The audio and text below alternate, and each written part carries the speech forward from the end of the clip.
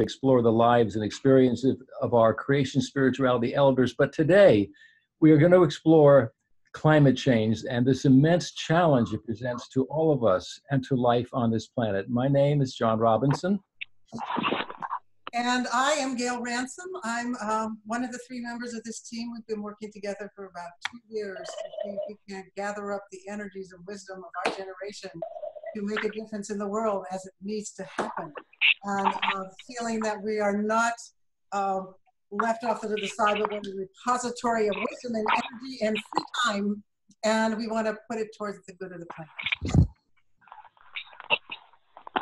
And Penny, this is Penny Andrews. Good morning. We'd like to thank the Creation Spirituality Community's container for offering this opportunity to come together. If you find the morning of benefit, consider offering dana, which is the Buddhist term for a gift, to allow this sort of thing to continue and grow. Let's see, we hope these gatherings continue to inspire, empower, and help us connect. I sit here this morning on a drumlin outside Madison, Wisconsin, which was Matthew Fox's hometown. Without his call to interfere.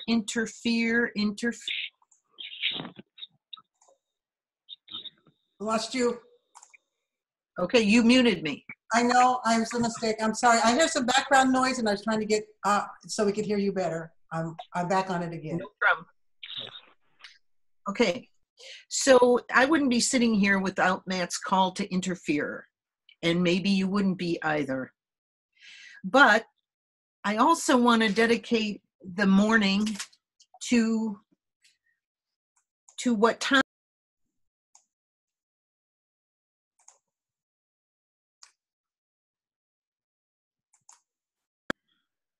to the children who swim beneath the waves of the sea, to those who live in the soils of earth, to the children of flowers in the meadows and in the forest, to all those children who roam over the land, and the winged ones who fly with the winds, to the human children too, that all the children may go together into the future in the full diversity of their bioregional communities. Creation spirituality has a strong lineage in working with devastation of the earth, whether it's through the words of Brian Swim or Joanna Macy's work that reconnects, or Thomas Berry, and also the younger lineage of Drew Dellinger. We have a lot to owe them for priming us for this very challenging time we find ourselves in. So by way of meditation, I'm going to turn on the reading of Drew Dellinger's poem, Hieroglyphic Stairway. It's about 3 minutes long. So I suggest you use it as a time to center into our content and take in his words, written 12 years ago now, I believe. All right, so if it feels right, close your eyes, take a deep breath, and just listen. It's 3:23 in the morning, and I'm awake. Because my great-great-grandchildren won't let me sleep. My great-great-grandchildren ask me in dreams, what did you do while the planet was plundered? What did you do when the earth was unraveling? Surely you did something when the seasons started failing, as the mammals, reptiles, birds were all dying. Did you fill the streets with protests when democracy was stolen? What did you do once you knew? I'm riding home on the Colma train. I've got the voice of the Milky Way in my dreams. I have teams of scientists feeding me data daily and pleading I immediately turn it into poetry. I want just this consciousness reached by people in range of secret frequencies contained in my speech. I am the desirous earth, equidistant to the underworld and the flesh of the stars. I am everything already lost. The moment the universe turns transparent and all the light shoots through the cosmos, I use words to instigate silence. I'm a hieroglyphic stairway in a buried Mayan city, suddenly exposed by a hurricane, a satellite circling Earth, finding dinosaur bones in the Gobi Desert. I am telescopes that see back in time. I am the precession of the equinoxes, the magnetism of the spiraling sea. I'm riding home on the coma train. I've got the voice of the Milky Way in my dreams. I am myths where violets blossom from blood like dying and rising gods. I'm the boundary of time, soul encountering soul and tongues of fire. It's 3:23 in the morning, and I can't sleep because my great-great-grandchildren ask me in dreams, what did you do while the earth was unraveling?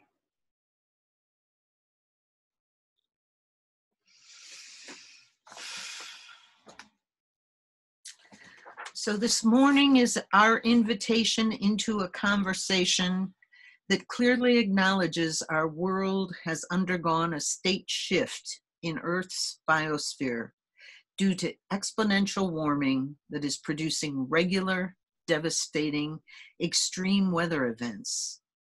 The Earth is also undergoing rapid environmental dismemberment due to human activity. We are in the 6th mass extinction and at the cusp of a runaway climate feedback loop that is heralding the collapse of human civilization. These are from Joanna Macy's community, and by way of echo and response, I'll read her words from 12 years ago. Scientists, at least those who are not in the pay of the corporations, see more quickly than the politicians that there is no technological fix. No magic bullet, not even the internet, can save us from population explosion, deforestation, climate disruption, poison by pollution, and wholesale extinction of plant and animal species. We are going to have to want different things, seek different pleasures, pursue different goals than those that have been driving us and our global economy. New values must arise now while we have room to maneuver. And that is precisely what is happening.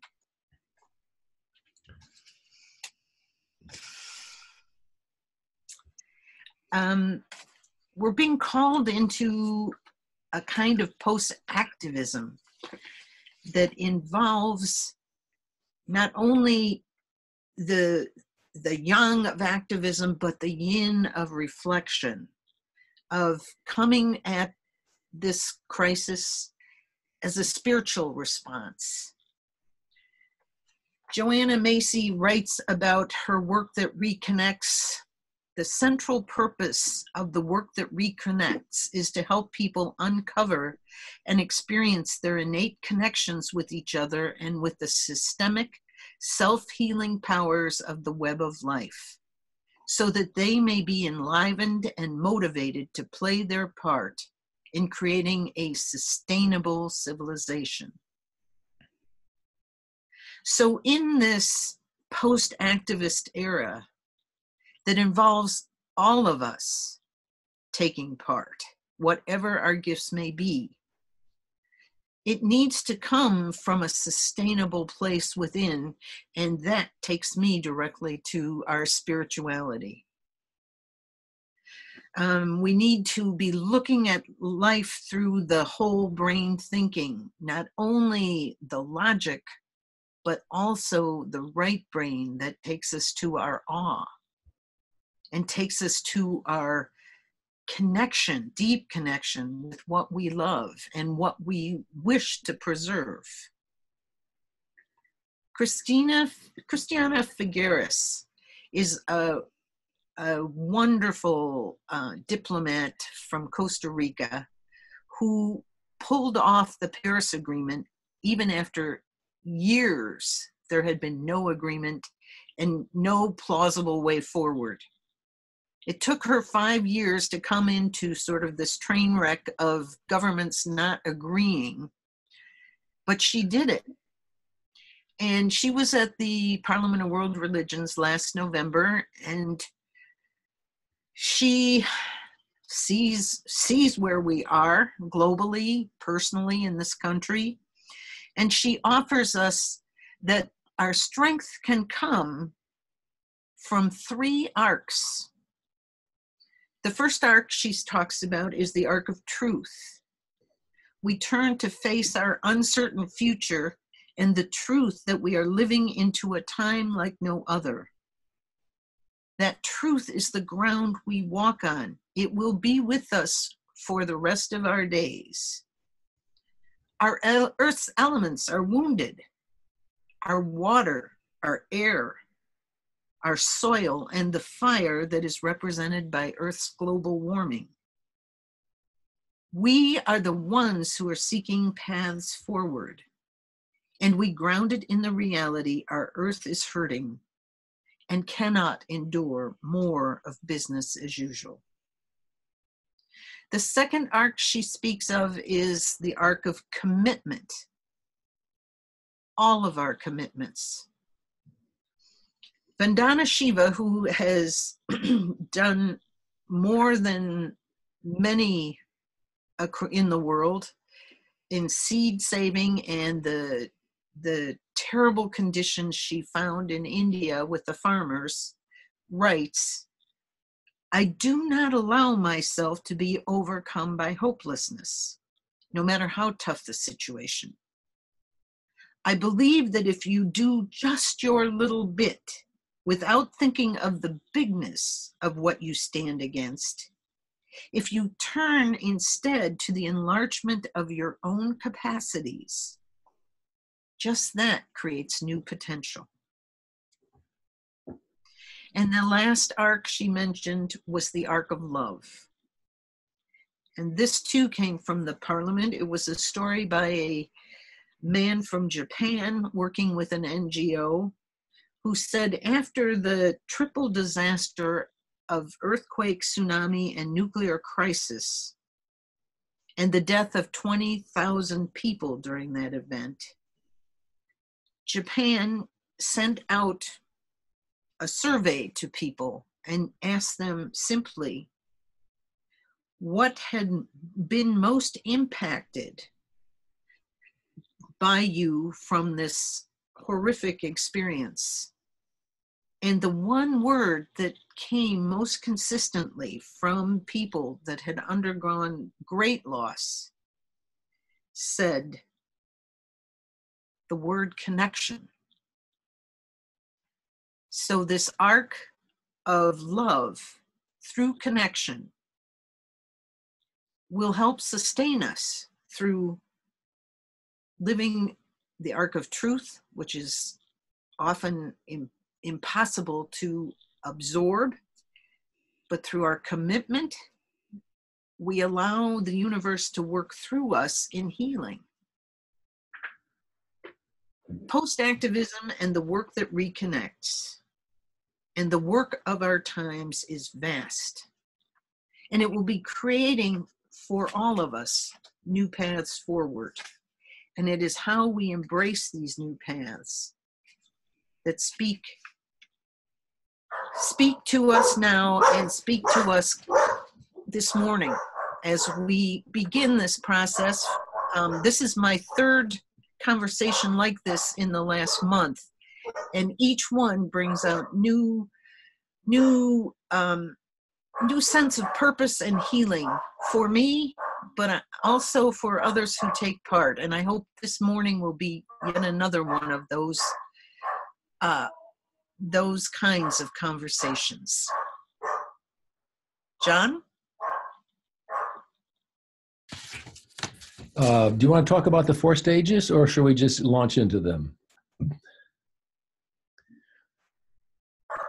The dog barking in the distance. The dog barking. That is a call to action from the animal community. That's do something. Well, basically, by way of overview, we Joanna Macy has these 4 stages of response to this climate disaster. They are coming from gratitude, honoring our pain, seeing with new eyes, and going forth. And what we want to do is engage all of us in an exploration of these 4 stages to more deeply get in touch with what this means to us and how we can respond to it. So I'm going to begin with the first stage, which is coming from gratitude. It's really the path of the Via Positiva. And I'll start with a short reading from Joanna Macy, and then we'll move into the gratitude and sharing. This is a reading that Joanna Macy includes at the beginning of her discussion of gratitude, and it's by Sister Miriam McGillis. And she says, "The whole thing is grace. Everything of the universe, everything that has brought forth the carbon in my body itself, the trees that are shining outside my window, the bees that are flying around collecting pollen, it's all grace if we recognize it. It's there for us." And Macy adds, "We have received an inestimable gift to be alive in this beautiful self-organizing universe, to participate in the dance of life with senses to perceive it, lungs that breathe it, organs that draw nourishment from it. It's a wonder beyond words."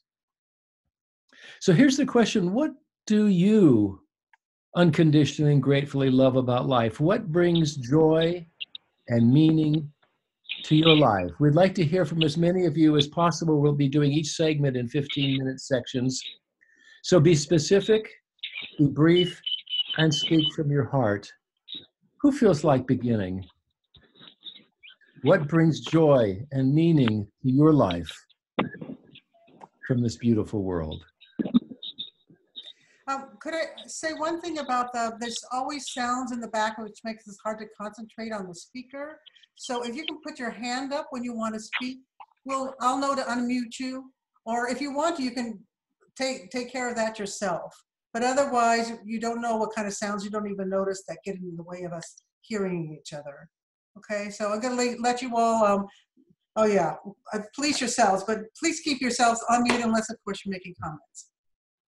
Thank you, Gail. So raise your hand if you'd like to comment on this theme of loving the world. What do you love most?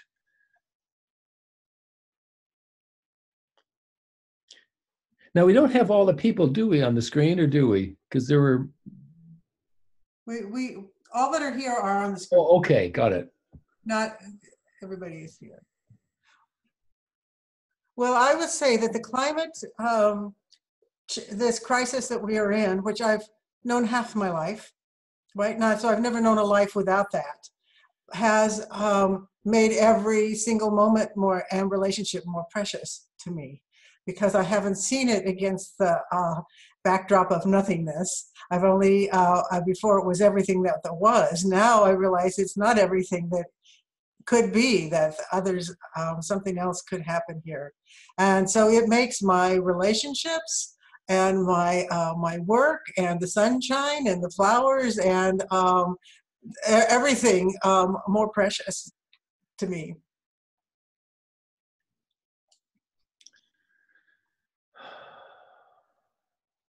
Meditation is good. Mm-hmm. You know, I think if we, it might be a utopian dream that I have, but if we all could get on meditation and a program of mindfulness and start to come more from within with our values and who we are as a society and things, we'd be much more ready to accept how we need to change and be more responsible as each one of us in how we consume and how we work with the resources we're given and how we are emboldened through meditation, hopefully, to change the climate one person at a time. I don't know if that's going to happen, but I really appreciate you guys being here today and wanted to share meditation. Beautiful. No, I love that. Yes. I think we do need to be in touch with our deepest self in order to respond, because our deepest self is one with the whole world. Who else has a comment or a thing that they love most about life that is so precious? No, you want.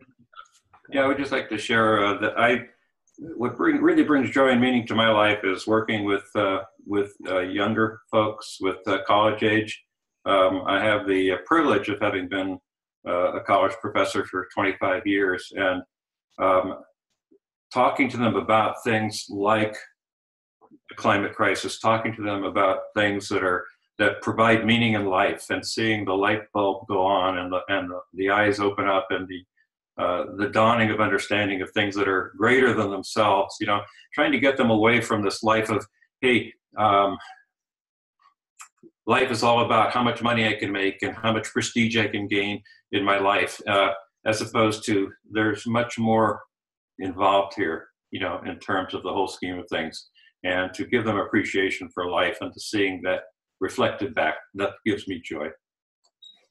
Oh, it gives me joy to hear you say that. to invite them beyond the consumerism and the self-centeredness to this deep purpose of our life. Who's next?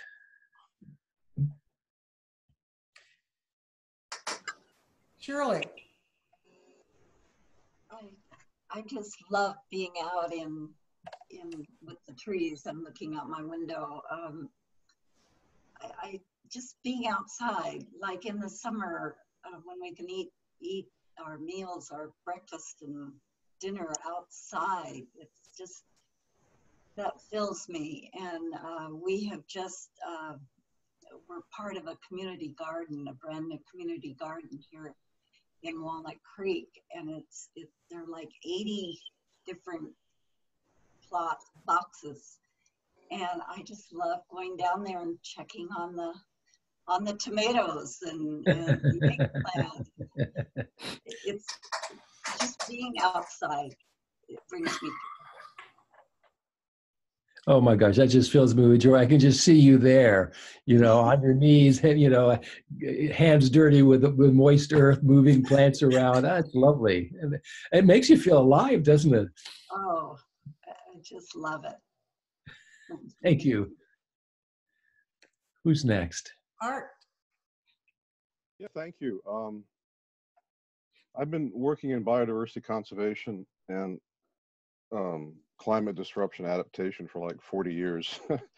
And that doesn't really mean a whole lot, but I'm extremely grateful for this upswell of activism on the part of younger people, Sunrise Movement and the Extinction Rebellion. And I'll stop there, but I also want to say I'm extremely grateful because my daughter in Tucson has just come on. So we're a little bit more intergenerational than we started. Good for you, Art. What is Sunrise? What was the name of it? The Sunrise. Sorry, Sunrise Movement. It was instigated by young activists, and it's primarily implemented by younger people. Mm-hmm. And the other one is Extinction Rebellion, which is not specifically younger people, but somebody said that, somebody of a younger generation said that this is our Vietnam. Wow. Wow. And for those of us who were, well, I think many people know what I'm talking about. Thank you. Thank you. Somebody else feel moved?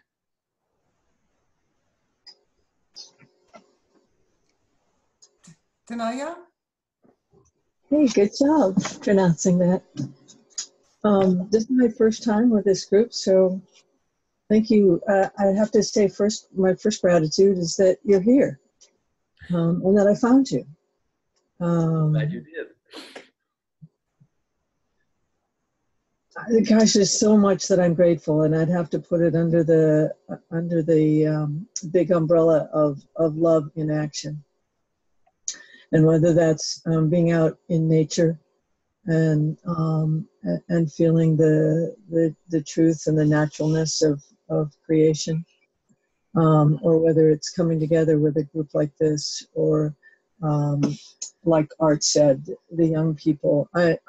I have to say that when it really fills my heart to see the young people all over the world standing up and making their voices heard. So I'll stop there. Beautiful. Thank you. Somebody else feel moved? Well, I guess I can speak out. Wonderful. My name's Rolla, and I'm in Portland, Oregon. Actually, right now I'm in Huntington Beach, California, visiting my sister. But I'm most grateful for what Don Kupik calls the sacred object of life. I'm very much appreciative of that and all that it entails. I mean, the challenges, and Gail talked about relationships. I talk about eco-relationships, the multi-layered relationships and networks that we're in, the meshwork, that living rush, and the challenges. I think Art says it all, you know, the real challenge. I think we are a failed generation, and the young people in the Sunrise movement are really stepping forward and saying, we are going to be the leaders that make the change. And I think for our generation, we have to figure out how we can support them, not to step into the foreground, not to say, oh, I'm a professor and blah, blah, blah. It's how do we listen and how do we support, and can we offer them wisdom? Because certainly I've looked at my generation as a pretty narcissistic generation, and it pains me. I think that's where the relationships fragment, and I think we have to recognize that we have fractured relationships with one another, with the earth, and that's our huge challenge. So having this moment with a small group of people to speak about what this means, perhaps something will grow and we can stand for and with those young people who are really taking action. So anyways, I don't want to drone on and go professorial on. No, thank you so much. That was beautiful. I think we are trying to invite and honor the young people into this community and honor them into their lives, because you're right. We have failed in so many ways, and they are seeing it, and we have the capacity to support them. I just segue to that. I'm so touched by my 7 grandchildren. I mean, I think about their lives coming forward, and I almost break down in tears. I don't want them to be struggling for survival itself in a time, and for their children to be even a worse situation. And we are all part of this great, great, great web of life, and it's such an amazing, beautiful thing, and we're tearing it to shreds. And so this is that's actually moving on to the next stage, but this is really a very sweet conversation. So thank you for your comments. 1 or 2 more before we move on to the next stage.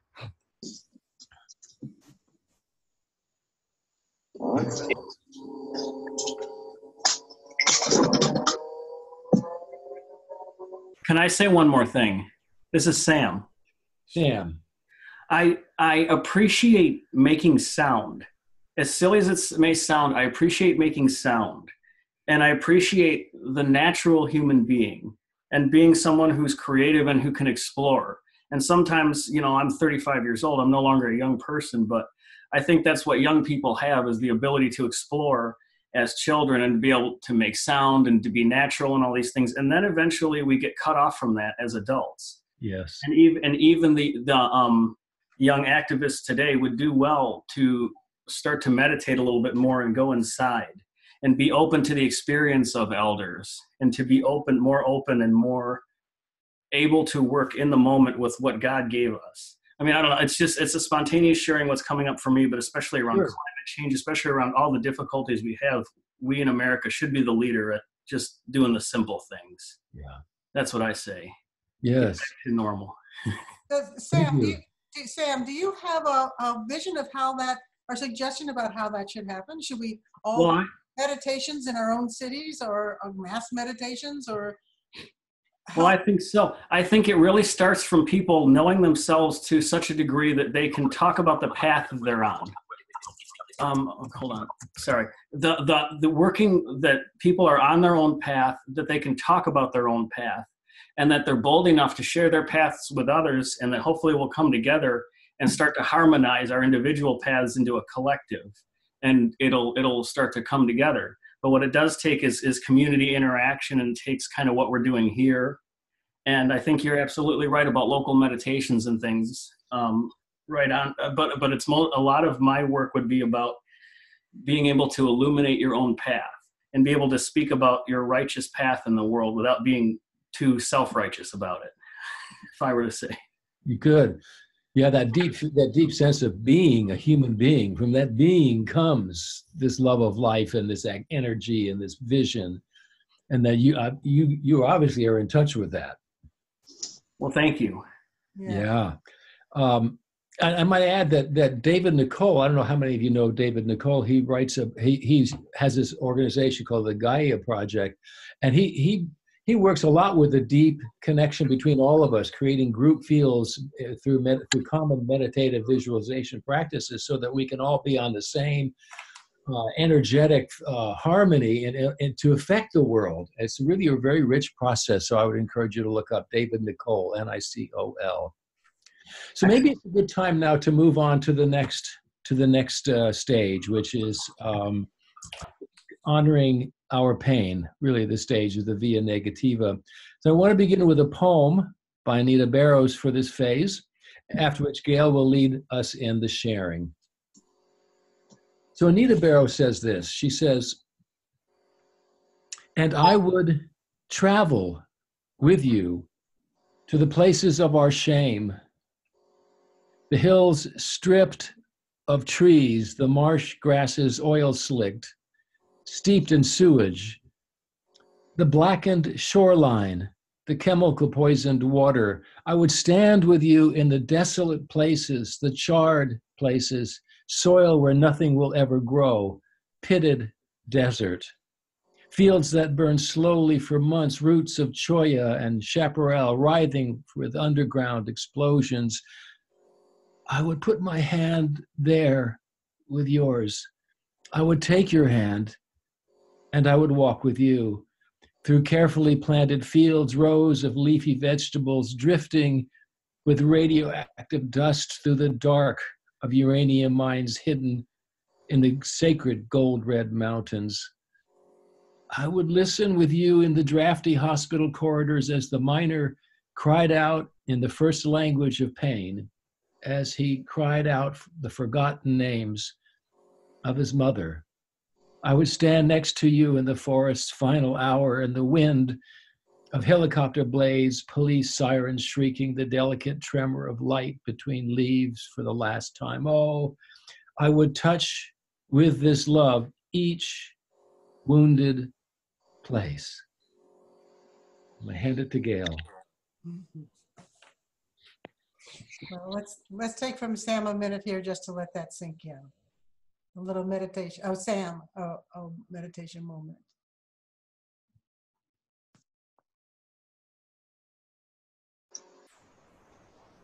And notice where it takes you in your life, where your experience is. When you've held someone's hand in a situation like that, or have gone there yourself.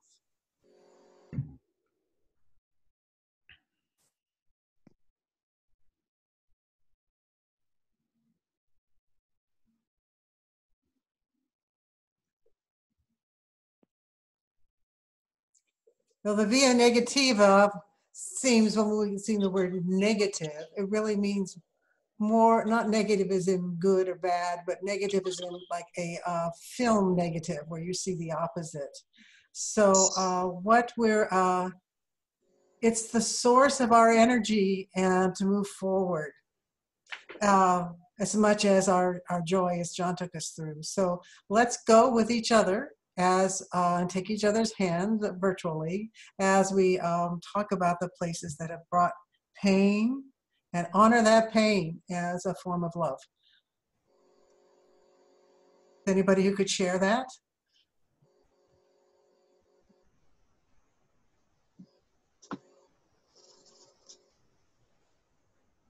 Okay, Shirley, I have you on. I'm going to take you off mute because you're thinking about what you're going to say. Okay. Shirley, you're going to have to take yourself off mute. Yes.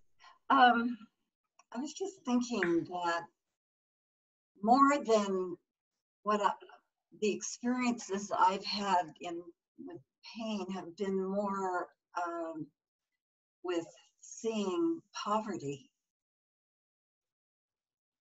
I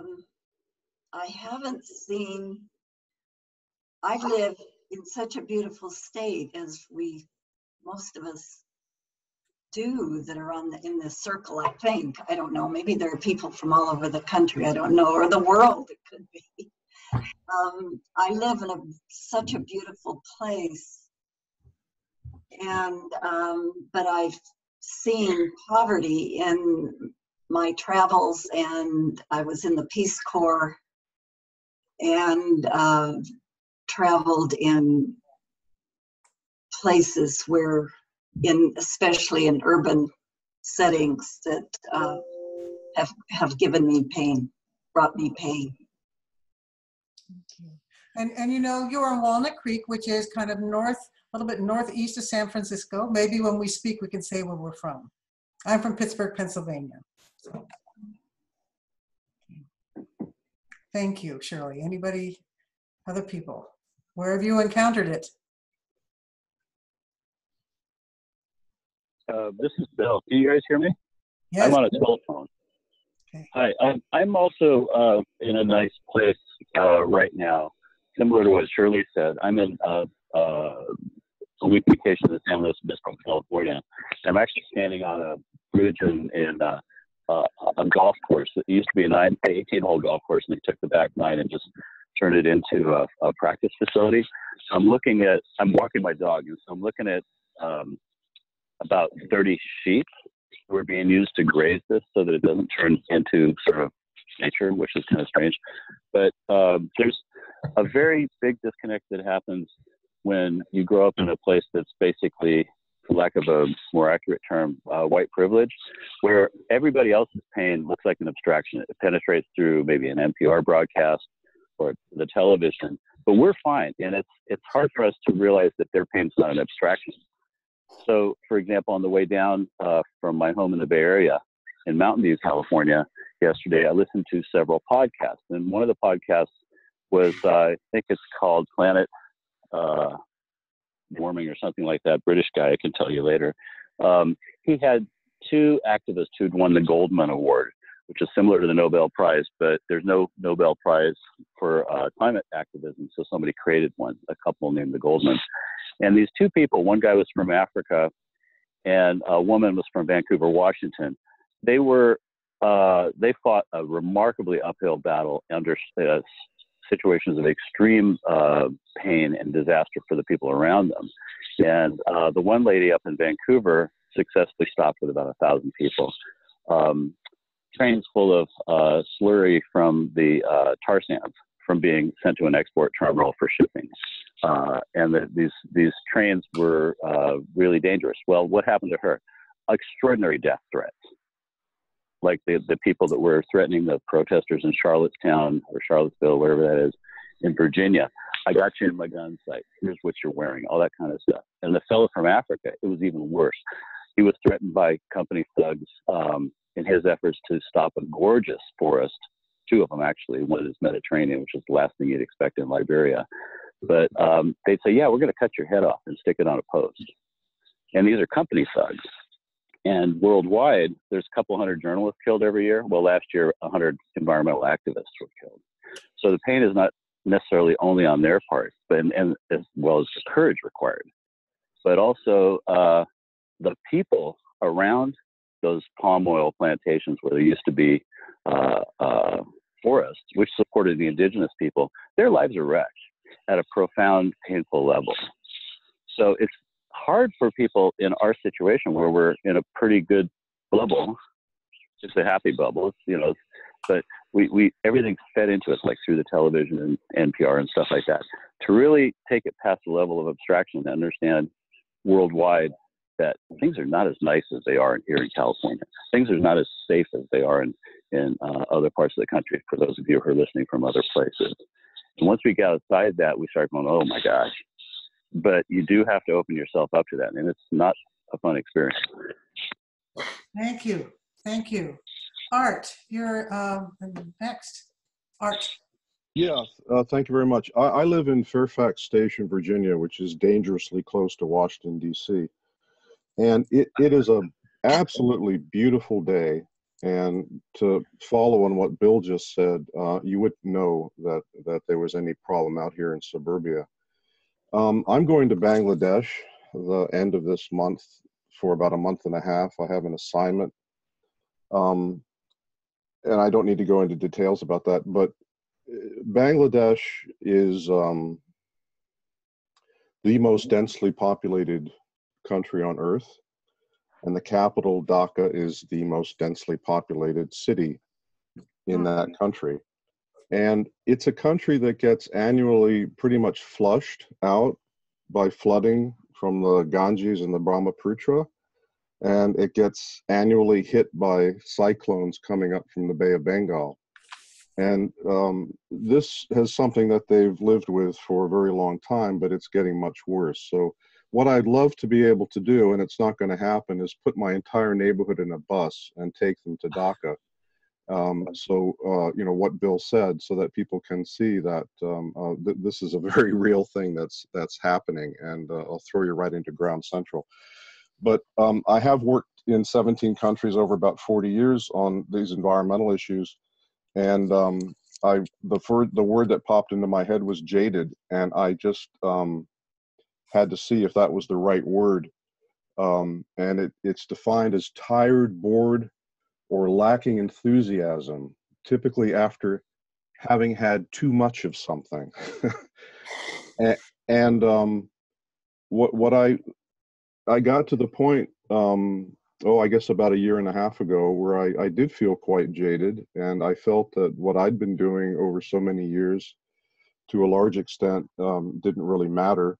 And it's beside the point whether that's real or not.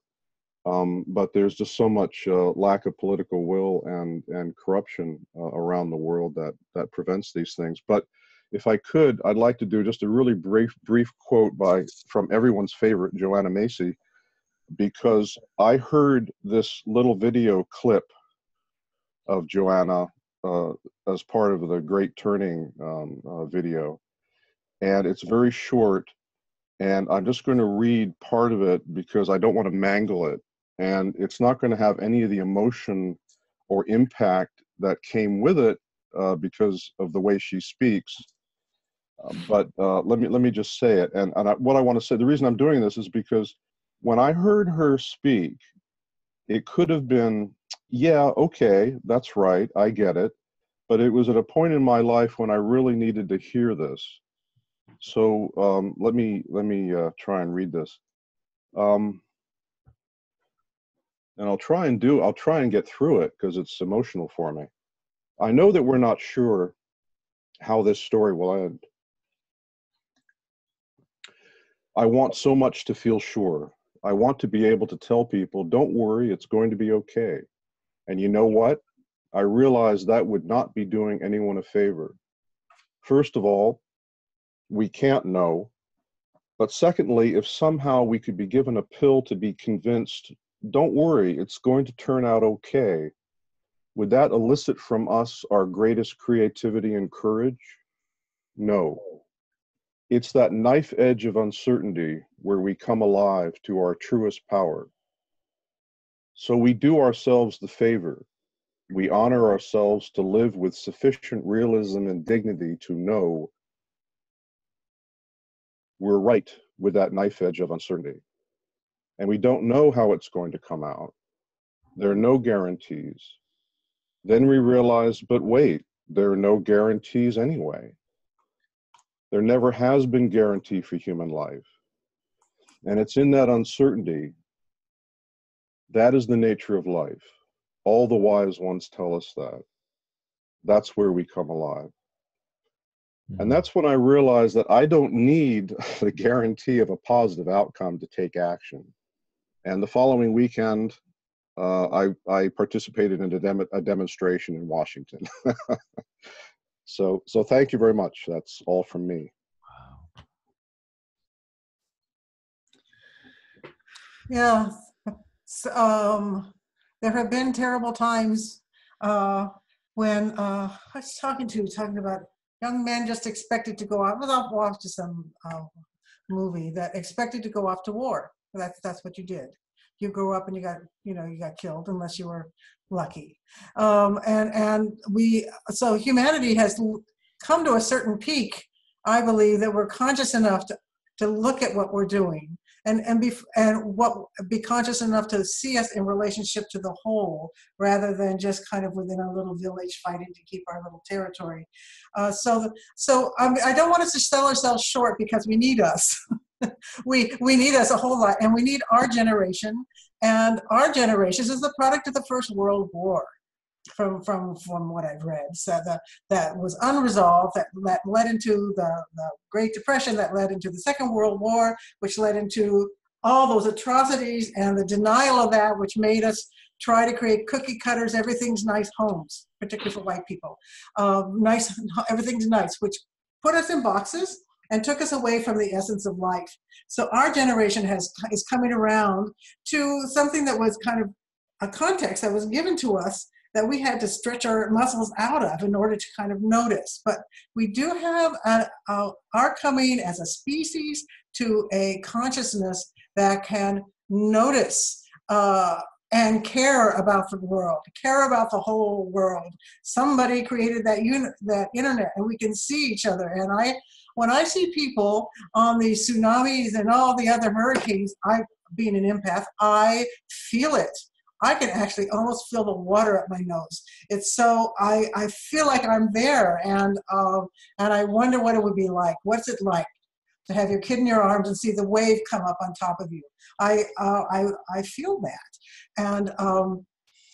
and that's an accomplishment of our movement forward as humanity, with all the trappings that we have done wrong with our generation. We didn't know it when we were doing it. We thought we were doing the right thing.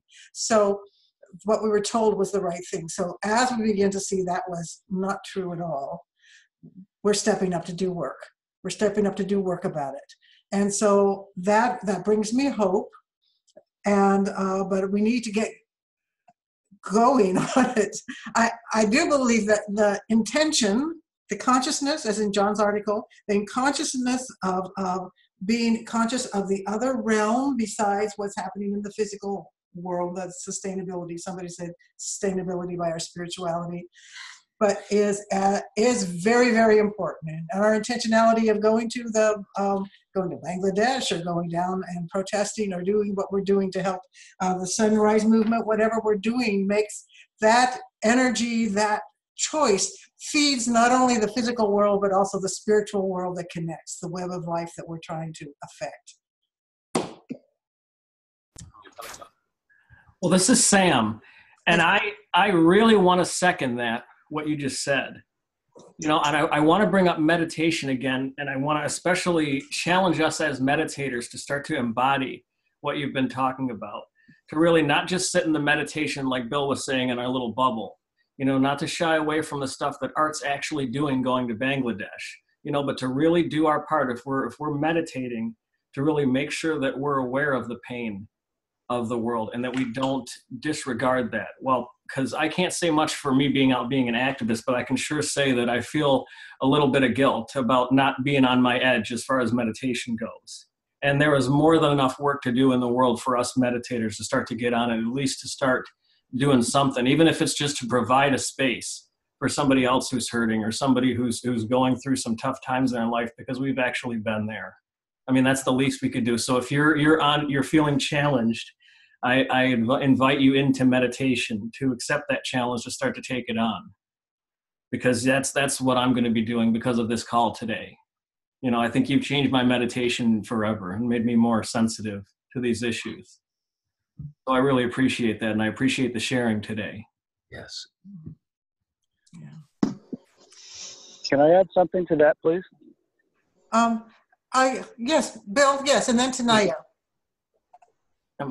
Just briefly, I went to a little 1-hour talk at Burning Man last summer about self-care, given the grief, guilt, and other types of emotions that come along with knowing about climate change. And the group essentially listened to a panel discussion from 4 people who had been really traumatized by completely unrelated things, unrelated to climate change and unrelated to each other, murders and things like that. And a document evolved from it, which was sent out probably a few months later, something like that, which is that somebody went through and listed all the comments that people made about, well, what are you going to do for self-care, given the way this is all making you feel? Meditation being certainly one of them. And so the list really was a list of different self-care tactics. Don't self-medicate, for example, with alcohol. Do meditate. Do get enough sleep. Do have a good diet. Don't take it into your own body and mind. Any kind of self-destructive behavior that results from needing to, say, avoid all the emotions that go along with this.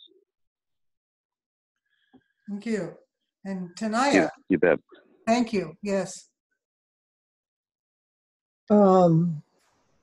Well, honoring my pain has been the healing process for me in my life, having dealt with different traumatic experiences, childhood experiences. And so I have a deep appreciation for it, and yet at the same time, I know how challenging it is. And I find myself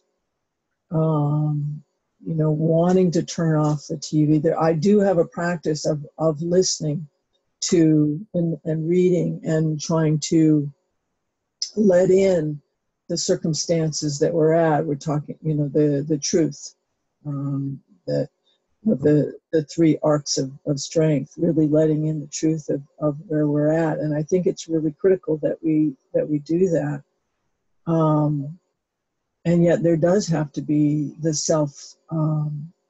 self-care of that line, and watching that line of when I'm taking on too much, and I can't take that into love. I go down into hopelessness. So one of the reasons I wanted to join this group is because being able to hold that in a group, actually even being able to talk about it. Mm-hmm. Gail was talking about our generation. Our generation has it, at least in this nation, had it easier than anyone. The post-World War II, it's been so easy for us comparatively to past generations. And so in my travels, I noticed people don't want to talk about the hard things, the bad things, and yet on a very deep level, it seems as though we are feeling it. We are, as a nation,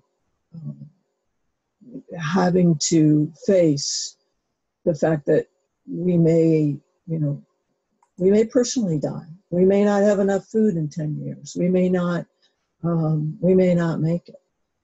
And I notice that it seems as though people are feeling that and yet don't know how to bring it conscious.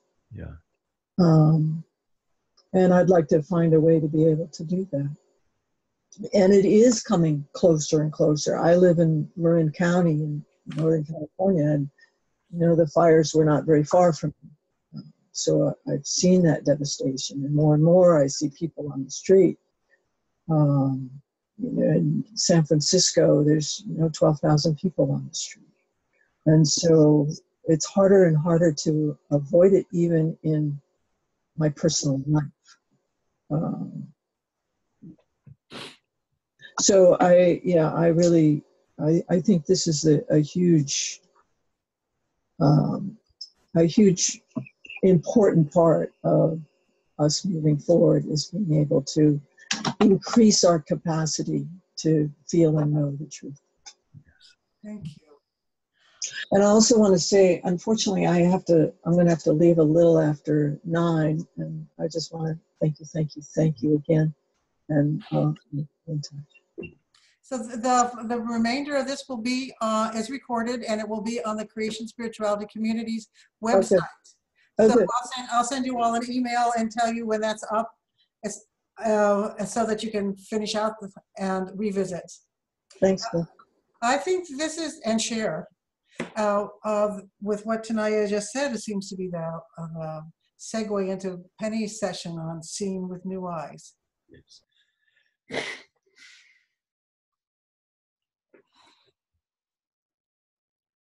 I think I'll speak just a little to honoring our pain and why this is my third conversation in a month about this very thing, and why I would encourage you to find your own communities to have these kind of conversations. They aren't naturally going to occur without having had the process similar to what called you to be here. I see all of us on this call as people who have been hearing our inner voice in one way or another about the trajectory we're on. And honestly, the rumblings of the Dark Mountain group, if you know them, they're a group of poets and scientists who have thought about this and known about this coming for a long time. And Dark Mountain Project, I think, is their name. But it took the UN report really for me to begin saying, not the same. Today's not the same as yesterday was. And so the pain I feel here in the Midwest, where we can smile and say we're in the Midwest, the oceans won't get to us, and that's true. But climate disruption is showing up for us in unexpected ways. So what that lesson taught me is we're all going to feel it one way or another. And so when the resource list is shown, oh, thank you for that, Art. You'll see that there's I like to think of it as a swarm, that we're just starting to understand that we need to move in motion together.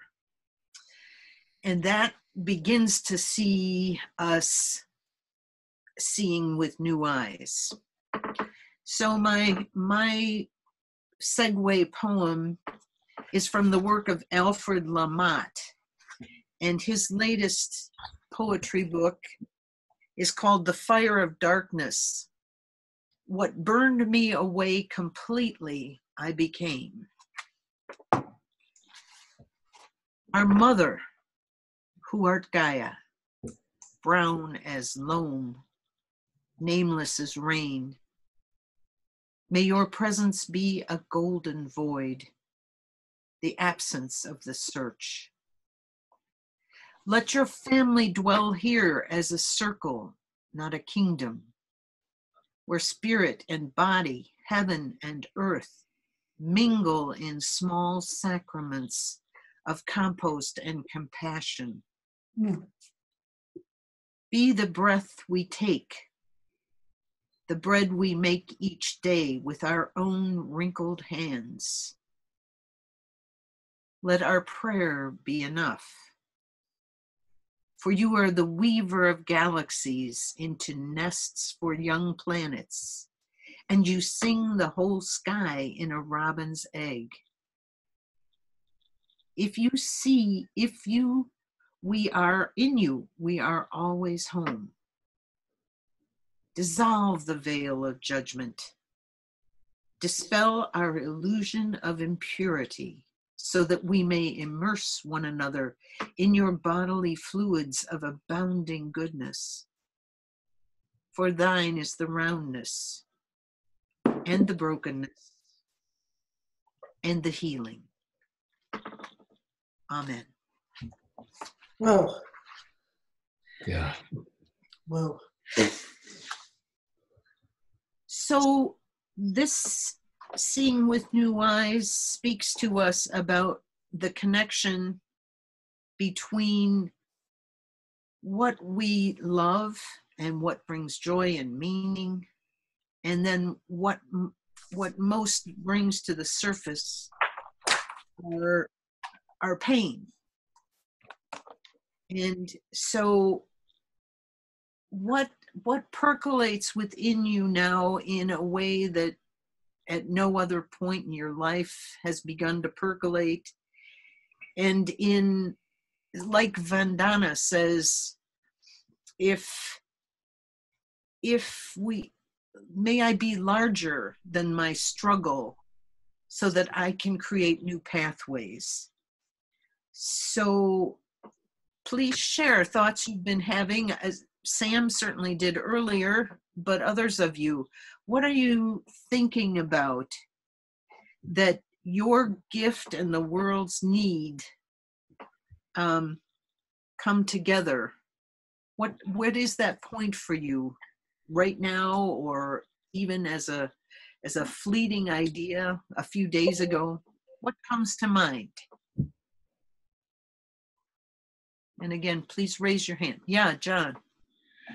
So as I get older, I find that I cry more easily and more often, especially around themes of suffering and sorrow in the world. And I was struck as you were talking with Andrew Harvey's phrase that, how do you respond? Well, you follow your broken heart. You find the place to go from following that brokenness in yourself. And then Parker Palmer has another way of saying it. He says, it's doing what I cannot not do in the face of that.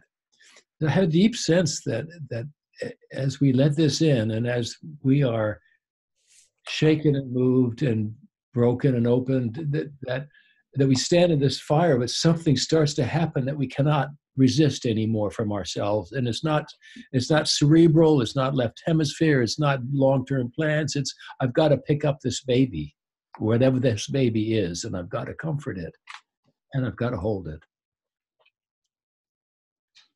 That's it for me.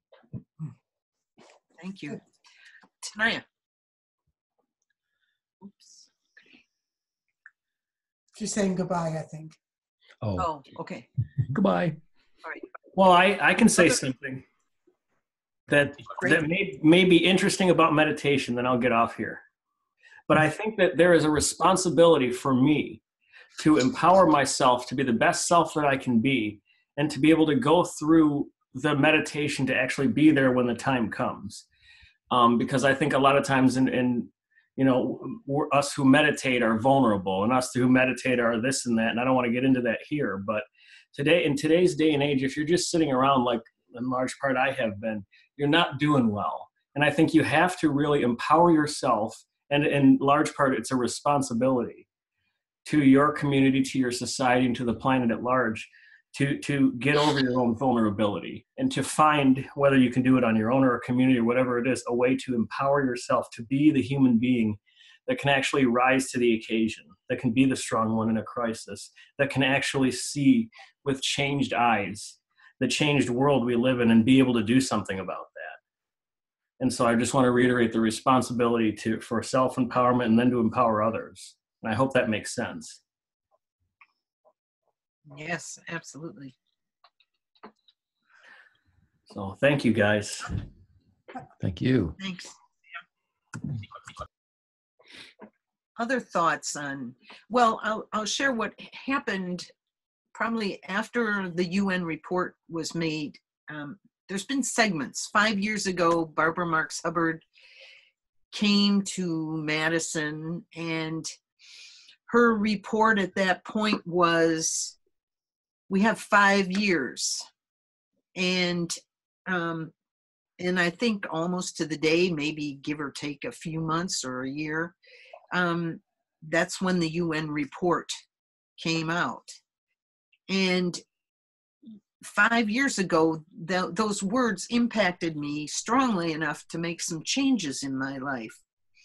But as life would have it, you know, you go into a lull, changes were made, but then nothing came in to replace what I had taken away in terms of time and energy. And so I was called to start what I called a Veriditas circle, and called my friends together to do what we're doing here. And I find it very grounding. I listen to your words about your experience of this moment in time. And for one thing, it makes me feel more grounded. And it also gives me new eyes and fresh eyes to see where we are and what is possible moving forward. In a little bit towards the end, we'll be sharing other resources that are out there, because there is this catalyzing going on now. And I think what we spoke about, and in this small group that I'm working with now on the work that reconnects, there is the same word said about the Sunrise Movement and our role as elders. And I would just add one thing about boomer guilt, because if you watched Vietnam, if you watched the Black Panther PBS special, any of those, and I recommend them highly, you realize that there were forces that were sabotaging the good work that was trying to come about. And I think that's one of the cautionary tales for our youth, is that our goodness and our strength and our solidarity was undermined. And we're living in that same climate politically now. So, so that's part of my offering to the comments about Sunrise. And we are actively seeking through the Unitarian churches, you know, sources you may not have thought of or may not be connected to. But what's happening with this work that Reconnects group is we're finding a receptivity we didn't expect. So that would be another piece of my offering, is that there are partners out there. There are these young people who are seeking insights into how we did it the first time, and what were the problems we encountered back then. And when you look at it from a 50-year retrospective, there was a lot of unknown stuff, or, you know, subterranean stuff that very much could be part of the journey now for young people. So other comments that have been generated from the Seeing with New Eyes. Yeah, if I'd like to share, Bill from San Jose, California. I left industry, many years back, and got into teaching, and found out that I had a real talent for teaching. And I retired from teaching, and by the way, I've been a failure at retiring, because I started immediately, and I went into meditation, you know, in terms of what can I do? You know, I'm not ready to give it up yet. I have a lot of energy left, and I have a talent. And where might that talent best be served? And the meditation resulted in, you know, the whole issue of the climate crisis. And so that's where I've been devoting my energies and my teaching. And so I've joined the Elders Climate Action Group. I've joined the Climate Reality Project. I've been giving presentations. In fact, Shirley and I are doing one tomorrow over at the Berkeley Senior Center. And I think that we as elders have a responsibility to share our knowledge, our wisdom, what we've learned in our lives and working with not just with the youth, but with everyone, awakening the elders to their role and what we have a responsibility for. What kind of legacy are we living? I was really touched by that. What did you do when you knew? That whole poem there, and that's been driving me. And so I just wanted to share that we have that knowledge, we have that wisdom, and we just need to really get active and share it with everybody else, young and old. Bill, what do you say that wisdom is we need to share exactly? That's just years and years of experience. For me, it's working with youth and college level youth, and seeing what their needs are, and but learning about the climate crisis and what the reality of the situation is, studying the science, and making sure that that knowledge the right knowledge is being put out into the atmosphere, because right now there's a lot of negative knowledge and a lot of manufactured facts that just are confusing people. And so I think it's our responsibility, those of us who really understand and have the wisdom, to get that knowledge out there. Yeah. Thank you. Okay. Shirley will be next, but I want to share, and you mentioned climate reality. Al Gore has another training coming up in August in Minneapolis, and my daughter went to the one in Atlanta. And if anyone's interested, it's free for the attending. You have to pay, of course, your board and how you get there, but that's a wonderful organization to learn the science, if that calls you. And Is this good to Shirley? Shirley was going to speak. Okay.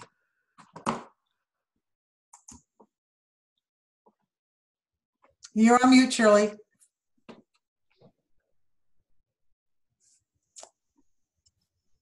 I was confused when I heard the term of one of the readings. I think it was from one that you read, Penny, that called about post-activist.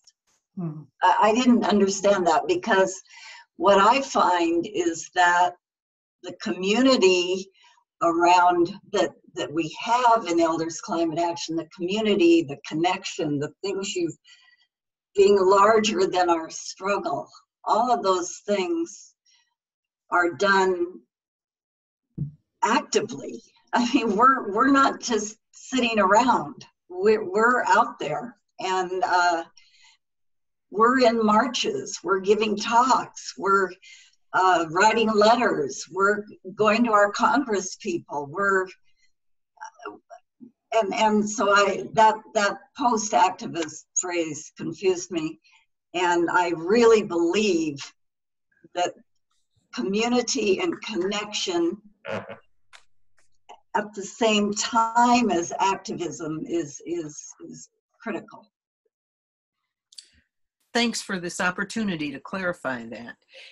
Post-activism, as I understand it, is the invitation to work with what Sam is suggesting through meditation, but also through self-awareness and consciousness, to be grounded. And this comes out of Charles Eisenstein's work to a point. And one of the things that he is suggesting is that in activism of days gone by, we were responding head on to the situation. And when victories were gained or movements succeeded, they entered into life as it is, or business as usual. They didn't carve, and this is his term, Charles Eisenstein's, a world that our hearts know, a more beautiful world our hearts know is possible. And so the suggestion of post-activism is this self-awareness and this ability to come back to yourself, to nurture your interiority, so you can be engaged for as long as you can possibly be engaged. And to that point, this also has come up in these groups that I've been talking about this with. There is something called the quiet revolution. And what we've been finding with our elder interviews is a lot of our people that come to this kind of format because it's comfortable, we're in our zone, and is that a lot of them are introverts. And so another way I would see post-activism being served is to have this information that's out through the work of Susan Cain about the power of the introvert, that typically, you know, they're sensing, they're taking in, but they don't know where to take that out into the world. And so that I would see as part of another part of how to be a post-activist, no matter who you are and your makeup. Because a lot of this is about cultivating your resilient skills to do the work from now until, you know, you can't do the work anymore in the form you're most likely and wanting to do. John. Yeah, so I'd like to pick up on Sam's theme, because for me, and I sent out that article about mystical activism. There's a way that we transform ourselves in this state of awakening consciousness that allows us to literally see with new eyes. In mystical consciousness, you see not the world of man, the world of belief systems and judgments and good and bad, but you see creation once again. Eden is right there in front of us that we walk past every day and don't notice it. And as we move into this awakening of mystical consciousness, the love that pours forward as we see the radiance and the beauty of the world everywhere just breaks and opens our hearts to a new way of being. And so I think as we transform ourselves, we are actually doing what you're talking about, especially is good for introverts who are not necessarily out there riding the horse into the heading of battle, but literally just standing in the moment, welcoming the divinity of everything that is, and being so enamored of that then everything they do in their lives, whether it's greeting the clerk or caring for the children or working in their gardens or volunteering here or there, is enamored, is awakened in a new way that gives the word that I think it's a kind of a ripple effect that ripples out everywhere as a way of spreading love. That's not instrumental. It's not action plans. It's just the state of your being. John, I was just thinking about your article too. Didn't you have like I was just looking for 4 different ways of relating and doing this kind of work. The last one being activism in the age of apocalypse was I think your title, something like that. And it was, here it is, mystical activism in the age of apocalypse. But I thought you had some other mystical activism and of self-transformation. So I thought you had a way of saying that there are several ways, the patriarchal man. So we can do our work, make our protests against the oil company Shell, who wants to rename the Allegheny Mountain and Ohio River Valley as the Shell Crescent, because it's getting too wet in Texas. So they want to come over and take up our beautiful Ohio Valley. And it's really a fight here, a real fight. But that is, world against world. Okay, we're fighting against them, they're fighting against us, and we're all about that piece of land, which is sacred. But it's all about also the money thing. And to stay engaged there, you can only be engaged in the Ohio River Valley. But if we can continue that work, but also stay engaged in the mystical activism, it has a larger effect. Is that what you meant, John? Yeah. Well, it sustains us too. I mean, in beauty, it's begun. We stand there, and we cannot allow the tractors to run over the mountain. So we stand there, loving the beauty.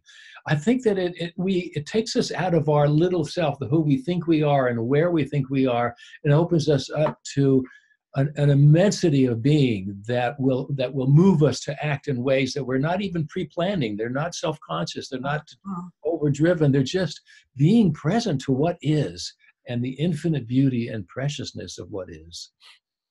Yeah. Takes many forms, but that's the theme. So should we move on to the last piece before we run out of time then? There's one last segment. Yes. So anyway, this last segment, the fourth stage, is going forth. We're really already talking about that. So I'll just it's the Via Transformativa. I'll just read this prayer by Libby Roderick and see what it awakens in your heart, and then propose one final question for us. And so Libby says, and this is really very much a prayer. It's not even clear who the prayer is to. I think it's really to all of us and to life itself. But she says, in the name of every muscle in our bodies, we beseech you, in the name of the feather, the sun, the mountain, the river, the otter, the salmon, the pine, and the stone, in the name of babies, now and forever, and lovers, and of sex, in the name of the breathing, pushing, spreading, decaying, pulsing earth beneath our gills, our roots, our talons, our hooves, our bare-skinned feet. Help us. Help us, easily distracted, heartbreakingly self-centered, brilliant, and beautiful big-brained creatures, us business as usual, new on the planet, slow-moving, deep-loving creatures. Help us to remember that this wondrously intelligent orb has generated living art beyond anything we will ever hope to approximate, 24 hours a day for 6 billion years. Help us to remember that we can seize the power, that we can raise our voices, that we can flood the courtrooms, the schoolrooms, the boardrooms, the email, the voicemail, letters to the editor, streets, the banks, the churches, and the temples, that we can rise up in power on behalf of all those who live in tree, cave, hive, village, river, ocean, suburb, that we can rise up on behalf of all we love and all that keeps us alive. We beseech you, visible and invisible, wild and tame, past, present, and future, have mercy on us humans. Help us give birth to the human race. Let that settle in you. That's the call of response. And now answer this question when you're ready. My gift or role in this moment of history is, finish that sentence. My gift or role in this moment of history is what?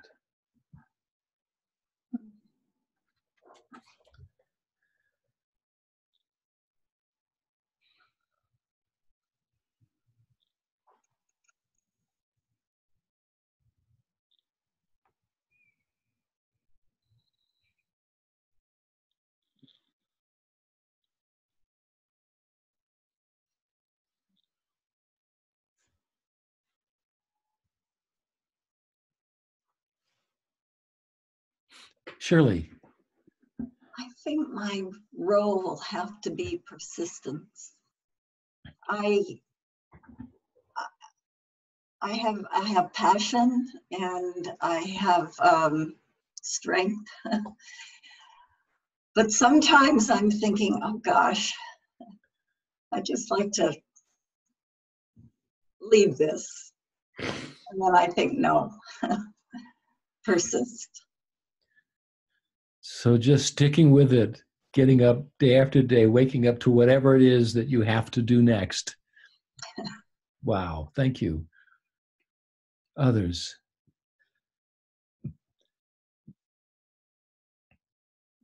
Raise your hand if that has touched you someplace. Oh, I'm sorry, Bill, did you raise your hand? No, I did.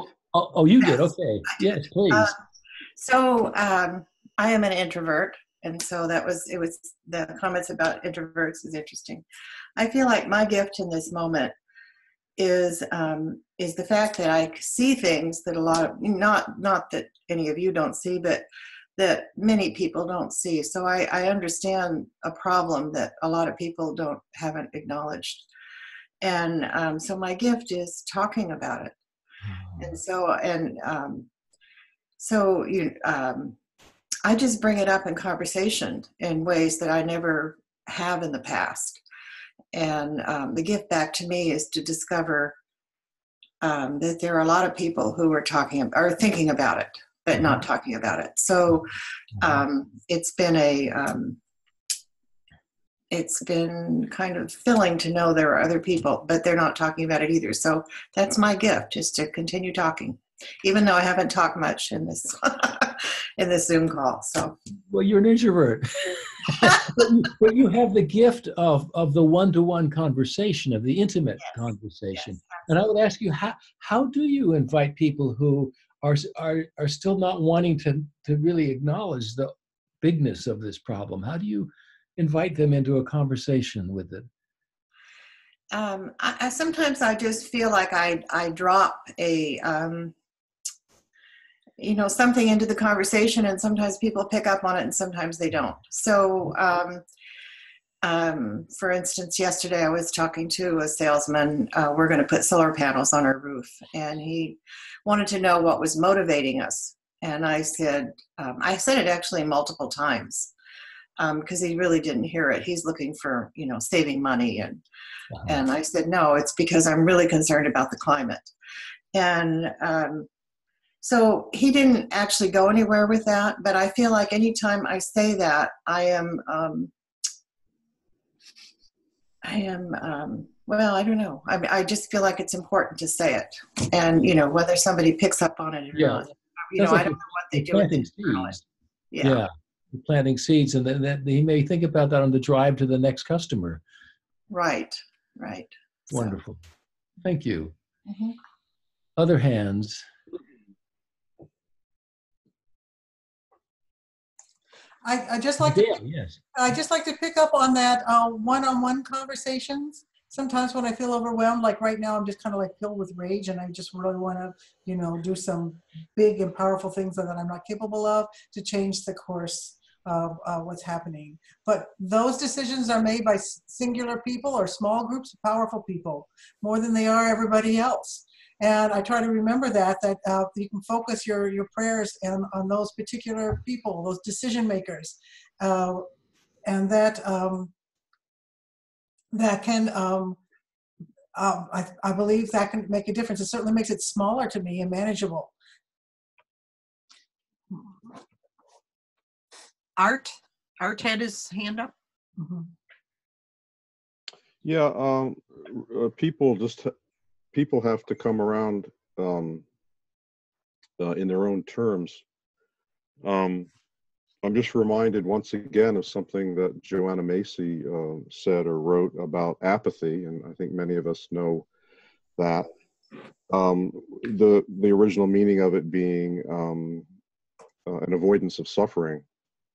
And a lot of people, when they say, oh, they don't care, they don't want to hear about it, I really believe a lot of people, in terms of climate disruption or chaos, they do know about it. I mean, they hear about it, they feel it, but it's a pain that's too great to acknowledge. Maybe I'm giving a lot of people the benefit of the doubt, but I don't think so. I think when we see apathy, it really is coming from a position of this is really painful, I can't deal with it, I'm not going to go there, so I'm going to deny it. So yeah. What would you say is your unique role or calling in this? What touches you most deeply by way of your I mean, our generation, when we were younger, what all we were involved in, and then we became adults, quote unquote. Many of us did not, but some of us did. In my case, I went overseas, and I many years. But when I was younger, I was involved in environmental activism and human rights, the women's movement, civil rights, consciousness expansion, all that. And, the so-called baby boomers experience. And a lot of people certainly left that because there were many quote unquote realities that had to be faced of raising a family and getting a mortgage and making your mark in the world and all that. And the beauty of being a so-called elder is, or being someone who of us has age, is there's the potential for returning back to that, that activism. And I absolutely am in love with the term mystical activism. So thank you. I had sort of peripherally heard of that. I mean, sacred activism, I know about it, and just general activism. But there's something very powerful about mystical activism. My role, I don't know, maybe through writing and the work that I do and the speaking, is to try and hold a space or open the possibility for people like me, who when they were younger were very much involved in all kinds of activism, to come back to that after having a life of great experience. And doesn't necessarily give them wisdom, but they certainly have a lot of experience to share. So, good. So if it's a role that I have, I like to think that maybe that would be part of it. Yeah. You've been doing this all your life. Yeah. The activism, actually, it's interesting you say that, because when I was younger, yeah, and then I committed myself to biodiversity conservation and environmental work, and I did that, and I worked overseas a lot, but that was largely as a consultant, not as an activist. So really the activism part hit me, and it sounds so simple, but really is when I saw that little clip of Joanna Macy, and I put the quote up there, and it's the way she said it and the fact that her eyes look just like my mother's, which is a sort of a side The great mother. Yeah. No, I mean, really, the color and the shape is just like my mother. It was bizarre, but it's the way she said it. It was the impact in that little video of basically, we don't know. It's an obvious statement, but I needed to hear it. We don't know how things are going to turn out. There's no guarantee for anything, but that shouldn't be the reason for us not to take action. And I think a lot of people feel that, yeah, I don't want to take action because there is no guarantee. And who am I? I'm just a little drop in the bucket. But you know, I've often had the feeling that the gift we see in other people is the gift that's in ourselves, that latent. And it sounds like seeing that gift in her eyes and her expression and seeing it so clearly is because you have the same gift. Thank you. That's really nice. I choose to believe that. Yeah. So who else? Okay, Bill. Yeah, thank you. For me, it is to continue to do what I'm doing in terms of talking and teaching about the climate crisis. And it's interesting, you know, whether you're an extrovert as I am or an introvert, the things come back. I was at a ceremony last night, and a student came up to me out of the blue and said, you know, I really, really appreciated the talk you gave on climate crisis. And, you know, like, wow. And we had a team of students working for Elders Action Network on marketing. Well, three of the three came to me last night and talked about how moved they were by what the organization is doing. So the message is getting through, you know, whether and the last thing I just want to mention is overcoming personal fear. And so I started putting out a newsletter on the climate crisis to my family and friends. And I have roughly about 60 or so folks on this newsletter. And I'm just blown away by the responses I've been getting. Wow, good for you. Finding out what they're doing and then reflecting back to me on their activism and how much they relate to what I'm doing. And it's like, wow, it's just opened up a whole new relationship between myself and some relatives and friends. It's been quite amazing. So you never know what kind of feedback, but it's not important because those few who are getting it are totally worth it. Yeah, and you know, your role and your gift are so intimately connected to your true self, to who you were born to be. And when you live from that place, all sorts of doors open and you just connect with people. And that's what, or as Beth does, when you live from that place of intimate introversion with others, you open their hearts. I mean, if you do what you are, then that's part of the role and the gift you have to share. Beautiful. Okay, Benny. Just a note about Joanna Macy and the work that reconnects. They have a network of facilitators now that are encouraging those, and I'm hearing a lot of expertise here, to create Gaia gatherings in the autumn, September to through November, that bring people together to discuss what we're discussing now. It's not up there, but if you go to, oh yeah, there it is, workthatreconnects.org. There's lots of training that'll be available, but again, I'm hearing a lot of expertise in this group, so that may not even be an issue, but to be under that umbrella and also use, you may be connecting with others that are already interested. They've had their initial webinars for people that are wanting to step forward into this in some form. And, people from all over the world are showing up to do this work. That's on an organized level. Terry Tempest Williams talks about holding dinners around different topics. And she just invites, disparate folk to show up and bring a dish and then have a conversation. So I think, whatever level I catch, it's almost like anything's possible. And maybe for my words, because it's almost time to wrap up as well. Leave. Oh, okay. Uh-oh. Let me finish, then you can speak. Daniel Christian Vall. I need to leave. Yeah. Oh, you need to leave. Okay, well, goodbye, Shirley. Nice to have you. Thank you. Bye, It was really great. Thanks so much. Very rich, very rich. Yeah. She persisted. She persisted. She persisted. Thank you so much. Thank you, Shirley. I'd like to Daniel I just want to finish with this quote because it's so important to me. Okay. He's a ecological designer and well worth looking him up because he talks about a regenerative civilization. His words are, we have to do the impossible because the probable is unthinkable and science can't do it. So those are my parting words.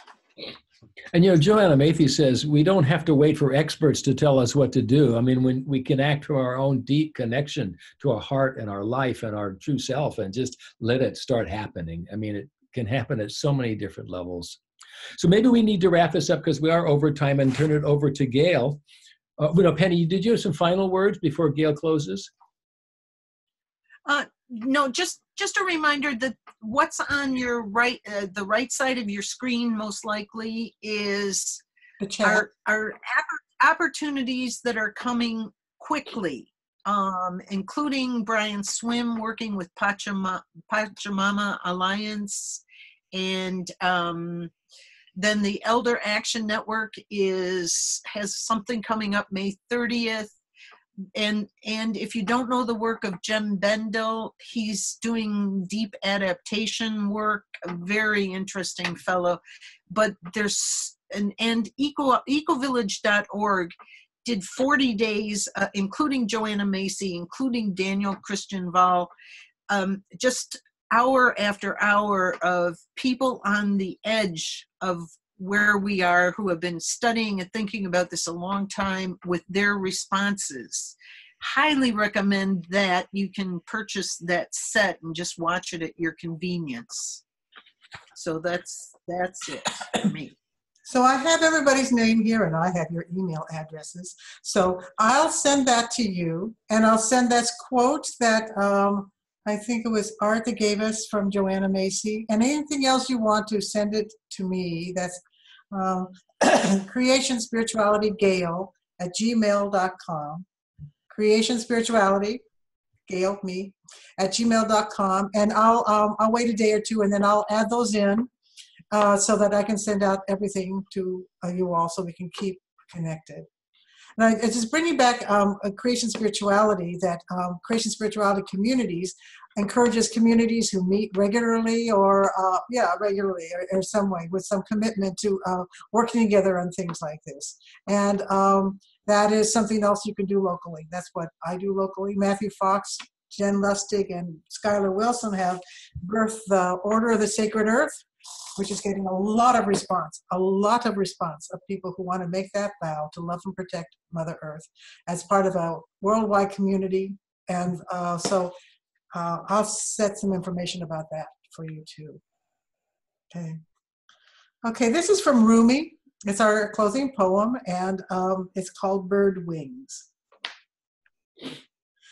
Your grief for what you've lost lifts a mirror up to where you're bravely working. Expecting the worst, you look, and instead, here's the joyful face you've been wanting to see. Your hand opens and closes and opens and closes. If it were always a fist or always stretched open, you would be paralyzed.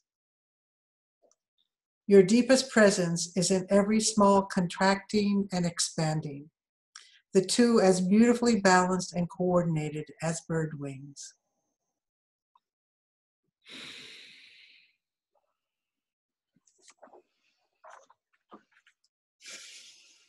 So, opening and closing, and opening and closing so we don't get paralyzed. Opening and closing.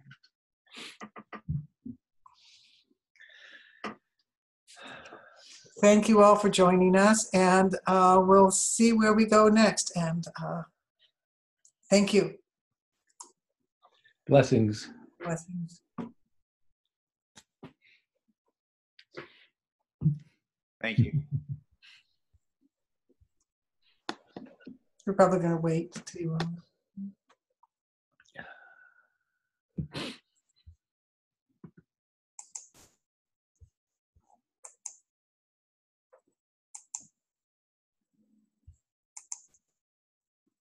Okay, I think they've left theirs on, Catherine and Tom.